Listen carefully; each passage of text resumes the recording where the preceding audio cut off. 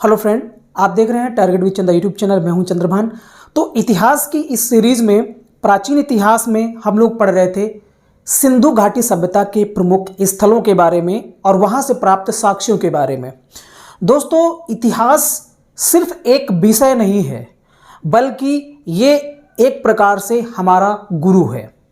जैसा कि मैंने पिछले वीडियो में भी बताया था कि इतिहास को पढ़ना नहीं है, बल्कि इतिहास से सीखना है और उस सीखे हुए का हमें अपने जीवन में इस्तेमाल करना है।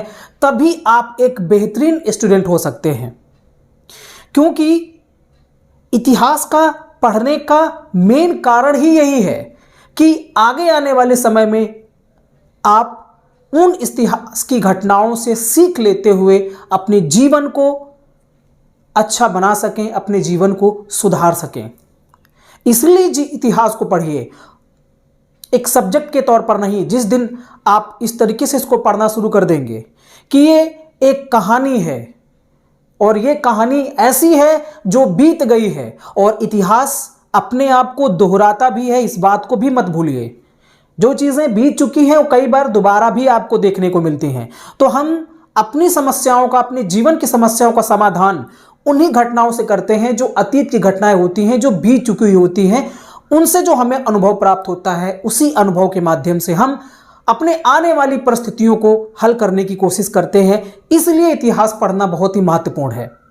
जैसे कि हमने पिछले वीडियो में बात की थी रोपड़ और बनावली की, आज के इस वीडियो में हम लोग बात करेंगे हड़प्पा सभ्यता का विस्तार कहां तक था और किन किन स्थलों से इसके विस्तार को रेखांकित किया जाता है। हालांकि मैंने इसके विस्तार के बारे में शुरुआत में ही बात की थी, लेकिन ये जो स्थल थे, इन स्थलों से प्राप्त साक्ष्यों के बारे में हमने बात नहीं की थी। तो मुझे लगा कि एक बार इन स्थलों से प्राप्त साक्ष्यों के बारे में भी आपको बता देना जरूरी है।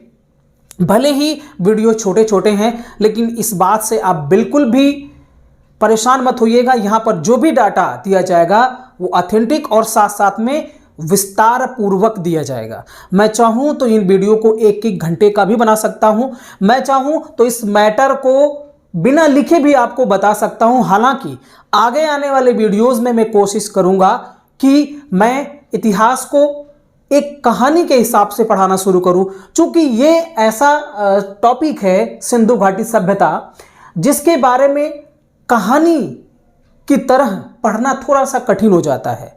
हालांकि फिर भी इसको आप पढ़ सकते हैं कि हमारे पूर्वज कैसे थे, और इन पूर्वजों के समय को खंड में हमने बांट दिया है। शुरुआत हम जब करते हैं तो हम बात करते हैं पाषाणकालीन सभ्यता की, और उसमें भी हम बात करते हैं पूरा पाषाणकालीन, फिर मध्य पाषाणकालीन, ठीक है। और उसके भी कई हम भाग बना लेते हैं, जैसे कि शुरुआत में ताम्रपाषाण, मध्य पाषाण, नवपाषाण, इस तरीके से। नवपाषाणकालीन जो हमारे पूर्वज थे, मानव थे, वो वहां से एक तरीके से एक कल्चर का, एक सभ्यता की शुरुआत हमको देखने को मिलती है। हालांकि मैं इसके बारे में वीडियोस बना चुका हूं, अगर वहां उनकी बात करना शुरू करूंगा तो ये टॉपिक जो है भटक जाएगा, इसलिए हम उतना वहां पर बात नहीं करेंगे। हम अपने इन सिंधु घाटी सभ्यता के जो स्थल हैं उनकी सिर्फ बात करेंगे, ठीक है। तो आइए हम लोग बात करते हैं सिंधु सभ्यता के प्रमुख स्थलों की। ये वही स्थल हैं जिनके माध्यम से हम ये बताते हैं, ये जानकारी हमें प्राप्त होती है कि सिंधु घाटी सभ्यता का विस्तार क्या था। आइए पहले हम थोड़ा सा इसको समझ लेते हैं, फिर एक एक पॉइंट पर बात करते हैं। जैसे कि मैंने शुरू में बताया था कि अगर हम सिंधु घाटी सभ्यता के विस्तार में बात करें तो सिंधु घाटी सभ्यता का सबसे उत्तरी स्थल माना जाता है, किसको माना जाता है? मांडा को माना जाता है, राइट। सबसे दक्षिणी माना जाता है दायमाबाद को, या कई जगह पर आपको दायमाबाद भी लिखा मिलेगा, राइट। इसके पश्चात अगर हम बात करें सबसे पूर्वी, हो सकता है रेड कलर के मार्कर से आपको उतना दिख ना रहा हो, इसलिए मैं मार्कर बदल लेता हूं।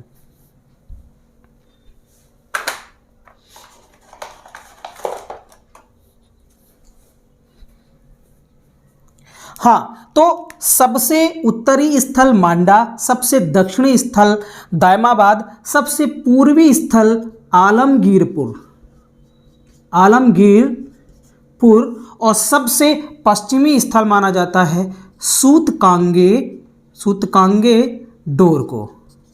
अब इनकी स्थिति के बारे में बात करें तो मांडा कहाँ पर है? जम्मू कश्मीर में है, चिनाब नदी के तट पर है, अखनूर जिले में है। हालांकि उन्हीं सारी चीज़ों को हम यहाँ पर बात करेंगे।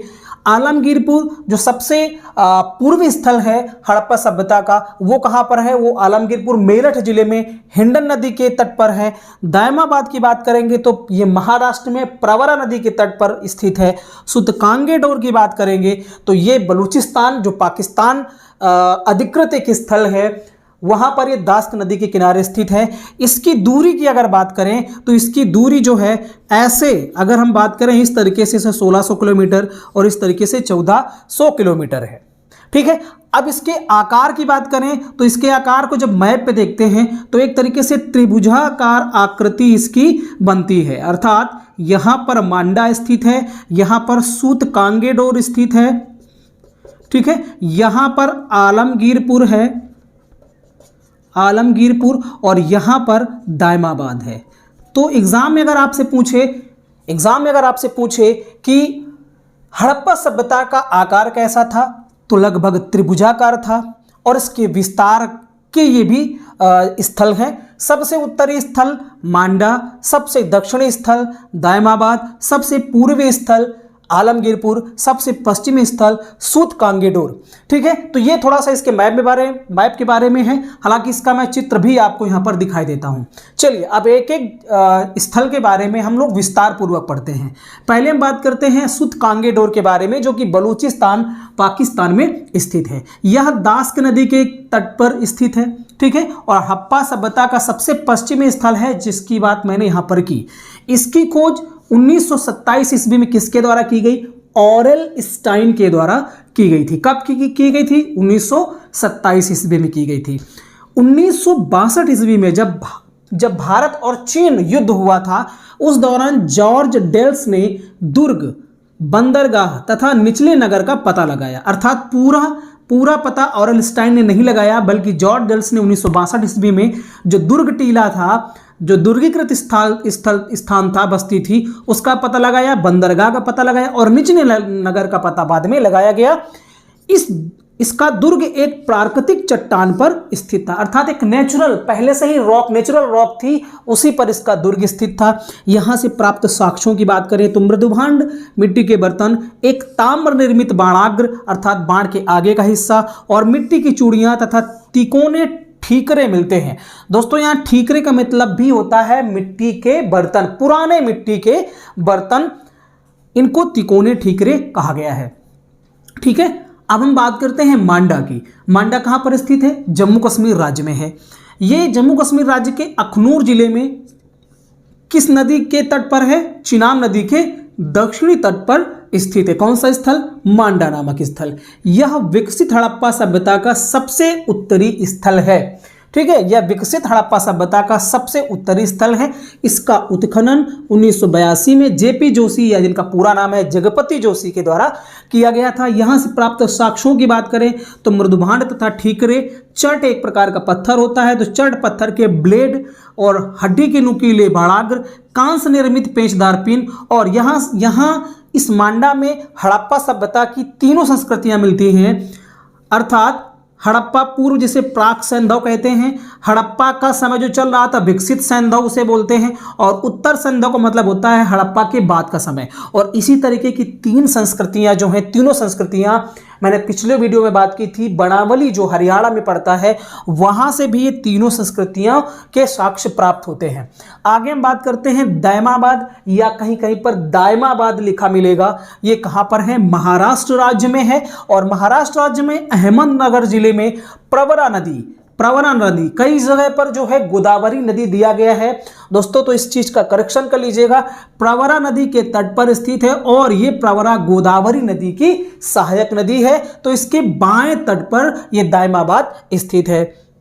ठीक है, एक चीज यहां पर और इंपॉर्टेंट यह है कि जैसे यहां पर मैंने इसके विस्तार की बात की, तो कई बार कंफ्यूजन आपके दिमाग में, जो बढ़िया से तैयारी किए होंगे, हो सकता है एक दो बार पढ़ चुके हों, तो उनके दिमाग में जरूर आता होगा कि जब हम पढ़ते हैं, जब हम पूरा पाषाण काल की बात करते हैं, जब हम ये बात देखते हैं थोड़ी के साक्ष्य मिलते हैं अतिरम पक्कम नामक जगह से तमिलनाडु में, तो फिर हम ये कैसे कह सकते हैं कि इसका सबसे दक्षिणी स्थल दैमाबाद है। ये सवाल उठना लाजमी है और सवाल आपके दिमाग में आना भी चाहिए। तो दोस्तों, ये एक तरीके से शुरुआत में मान लिया गया कि हाँ यहां तक है, ठीक है, लेकिन उसके बाद जब खुदाई और हुई तो उसके बाद तमिलनाडु जैसे, कर्नाटक जैसे जगहों में भी इस सभ्यता के कुछ स्थल, कुछ साक्ष्य मिलते हैं, ठीक है, कुछ साक्ष्य वहां से प्राप्त होते हैं। इस बात को जानते रहिए। हालांकि इस बात को भी जानते रहिए कि अभी भी जो है बुक्स में आपको यही जो है विस्तार इसका दिखाया जाता है। हालांकि इससे भी दक्षिण में कुछ साक्ष्य प्राप्त होते हैं, कुछ जगहें प्राप्त होती हैं।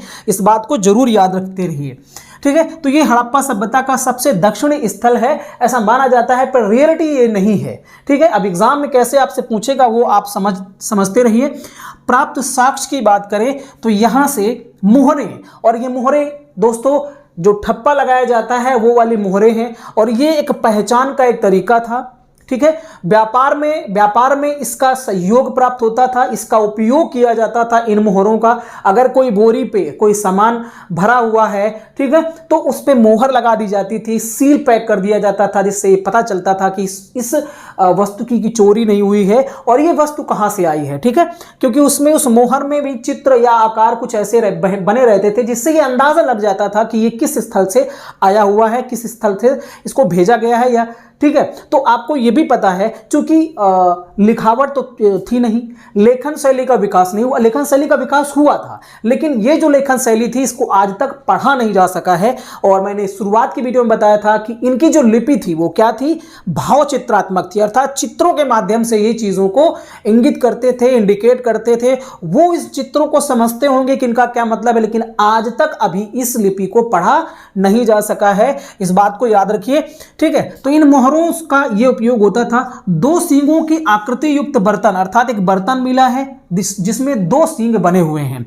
युवा पुरुष का शवाधान मिला हुआ है, ठीक है, और युवा पुरुष का शवाधान मिला हुआ है मतलब डेड बॉडी मिली हुई है, और इसका सिर उत्तर की तरफ, पैर दक्षिण की तरफ है। दोस्तों, लगभग सिंधु घाटी सभ्यता के लगभग कई ऐसे स्थल हैं जहां पर डेड बॉडी का सिर जो है वो उत्तर की तरफ और पैर दक्षिण की तरफ थे। और आज भी हमारे हिंदू संस्कृति में, सभ्यता में ऐसा होता है कि डेड बॉडी को जो है वो उत्तर की तरफ उसका सर और दक्षिण की तरफ पैर रखा जाता है, और ये कहा जाता है कि इस दिशा में व्यक्ति को लेटना नहीं चाहिए, ऐसा भी माना जाता है। अब इसका साइंटिफिक रीजन भी हो सकता है कि जो पोल्स होते हैं, ध्रुव होते हैं, एन और एस, नॉर्थ पोल और साउथ पोल, इससे क्या होता है कि चुंबकत्व स्थापित हो जाता है, जिसकी वजह से हो सकता है कि डेड बॉडी में कोई प्रॉब्लम हो जाए, ऐसा माना जाता है। लेकिन इस डेड बॉडी को ऐसे ही दिशा में इसलिए लिटाया जाता रहा होगा, शायद वैज्ञानिक आधार पर देखें कि चुंबकत्व अगर पैदा हो जाएगा बॉडी में तो व्यक्ति जो है हो सकता है कि वो जिंदा हो जाए, इस तरीके से हम कह सकते हैं इसको। लेकिन ये इस तरीके के साक्ष्य हड़प्पा सभ्यता के कई स्थलों से मिलते हैं कि जो डेड बॉडीज थी, जो शवाधान थे, उनका सिर जो है उत्तर की तरफ और पैर दक्षिण की तरफ मिलते हैं, जिनमें से दैमाबाद में भी ये युवा पुरुष का शवाधान मिलता है। एक रथ चलाते हुए मनुष्य का चित्र मिलता है और ये तांबे का था, ठीक है, तांबे की आकृति एक मिलती है जिसमें दिखाया गया है, रथ का चित्र दिखाया गया है। सांड एवं गैंडे की आकृतियां यहां से मिलती हैं, कहां से, दायमाबाद से, राइट। अब आगे हम लोग बात करते हैं आलमगीरपुर की। तो आलमगीरपुर ये उत्तर प्रदेश का एक स्थल है, पुरातात्विक स्थल है। किस जिले में है, मेरठ में है।